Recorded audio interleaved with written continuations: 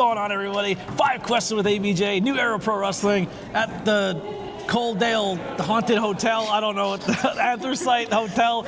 I fucked it up every time. But who am I here with today? You are here with The Experience, J.S. Micheals, your commentary partner at New Era Pro Wrestling. We've been really bonded on the commentary scene. I'm having a really good time working with you. I was going to tell George before he left, so he's already gone.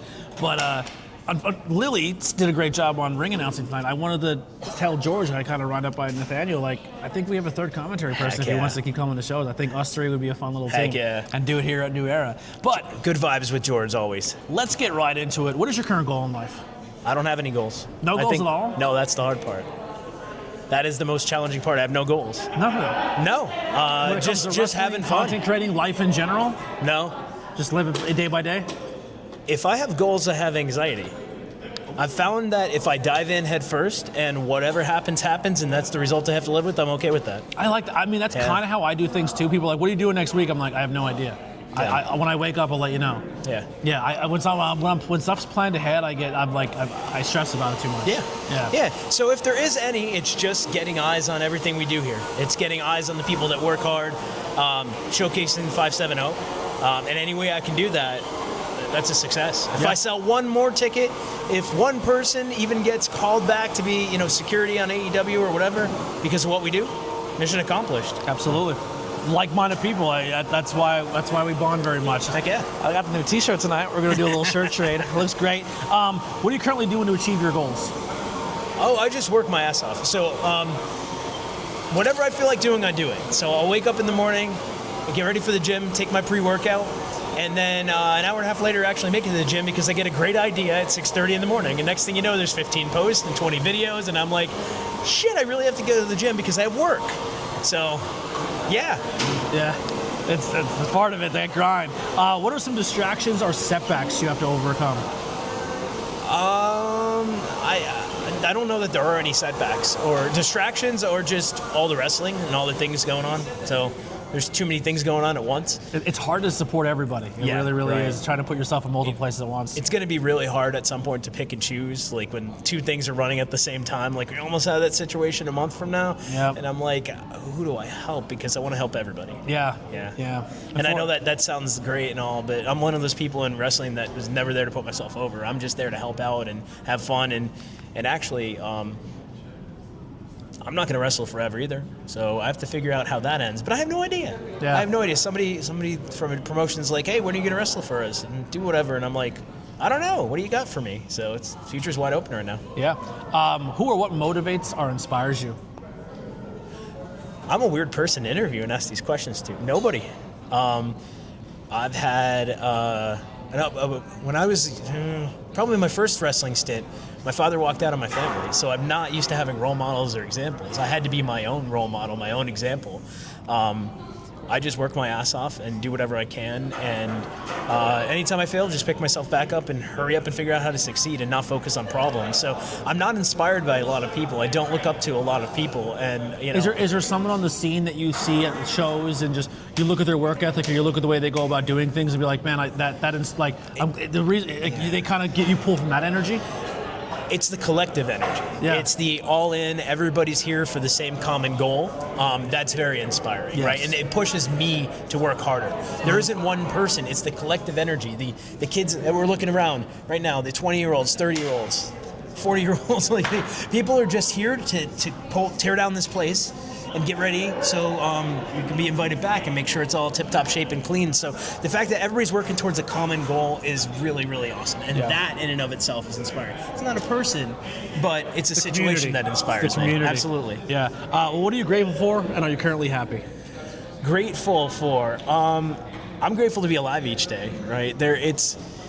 Life is weird, and the older you get, the more you think about how fragile it is and how it can just go away. So anything I get to do in wrestling, I'm extremely grateful for.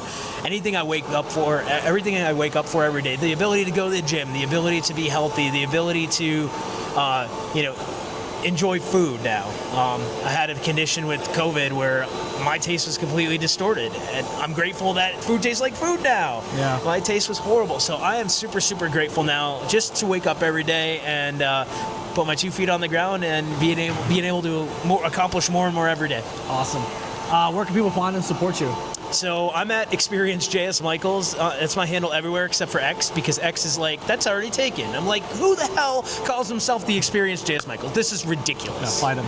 And 570 Experience, that's kind of the random dive-in project that me and Lindsay took on for the hell of it, not knowing where it'll go, but that's also getting kind of popular too. So at 570 Experience, even on X. Yep. All right. That'll do it. 5 questions, ABJ. We'll catch you on the next one. Here's some music by the Converse Kid.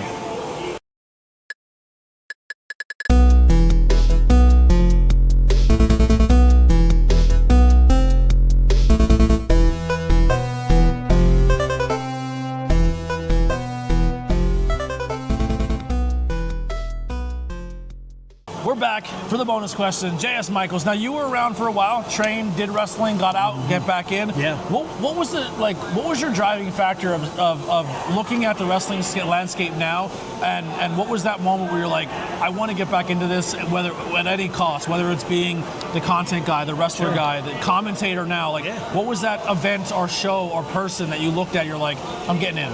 I didn't. It came to me. Yeah. So COVID was weird for everybody. But even before COVID, Lindsay and I did nothing. We didn't leave the house because she had 4 failed back surgeries. So we didn't have a social life. We were used to just hanging out, sitting in the apartment. Next thing you know, COVID comes. She had one of her last surgeries, which wasn't a back related, but we were stuck in the house anyway. And then right at the end of COVID, as it kind of thawed out, I got a message from Rosh, and he's like, come back to wrestling. I'm in wrestling. And I'm like, I have high blood pressure, I'm in my 40s, and I'm going bald. He goes, fuck it, come back to wrestling. Like, we have something going on where we want, somebody wants to put somebody under a hood, and we're doing this cool thing. And I was like, I don't know. And literally about a week before that, I threw away all my old wrestling gear, because I'm like, why am I keeping this? I'm never going to go. Of course, here it comes. And then before you know it, Rosh has started up Smash Master, and he's like, you should come by. And I'm like, all right. And, once I went to Smash and saw that everybody was having fun, that there was a bunch of new, folks that weren't bitter, that weren't angry, that weren't grumpy, like some folks I encountered coming up in wrestling, and just doing it for fun, I'm like, I started to get addicted to that feeling. And I'm like, I'm getting the itch, and I need to come back. And so I did. So, again, I'm one of those people that takes what's dealt with me and makes the most of it. And this is another circumstance of it. Let's see where it goes. Yeah. Well, listen, best way to see where it goes is follow the 570 Experience on all social media. Follow him on all social media. And let's check this journey together. They do a great vlog where they go and film all the shows. It's a great experience seeing him and Lindsay bonding at these shows. And was she always into pro wrestling, or is this new for her? She did backyard wrestling in high school and didn't really watch wrestling all that religiously. And when Lindsay started to come around Smash, she was the ticket girl. And then all of a sudden, I said, why don't you try fan cam? Like, this is something that was an old concept. Why don't we bring it back? Why don't you bring the fan perspective? She took it and ran with it, and now it's her own, and it's better than fan cam. It's womaned by a much better person than who originally ran fan cam to begin with. So, and it's amazing to see her succeed. And again, she's disabled. She's got the permanent handicap thing. She's got many back surgeries. She goes through hell just to do these shows, and the fact that she does it and does so well at it is amazing. Yeah. So I'm glad she took the leap with me. That's all. Now, are you guys both watching wrestling on TV every week? Nope. No? We strictly independent? Yeah, I mean, we're lucky if we get to watch a half an hour of TV at night before I go to bed. I go to bed at 9:30, I wake up a 5:45, and then it's all that, go to corporate America, come back, do content, repeat until wrestling on Saturday or Sunday. Yeah, sounds like me. Yeah. Except I still try to find a way to watch. I don't watch as much as I used to, but it's hard. There's not enough time in the day. If we can get more, that'd be great. On that grind. Yeah. We'll see you guys next time. 5 questions with ABJ. We're out of here. See ya. Peace. We didn't get that on camera. Lily was talking about how she wore my underwear tonight. It's pretty hot, right? That's a bonding experience.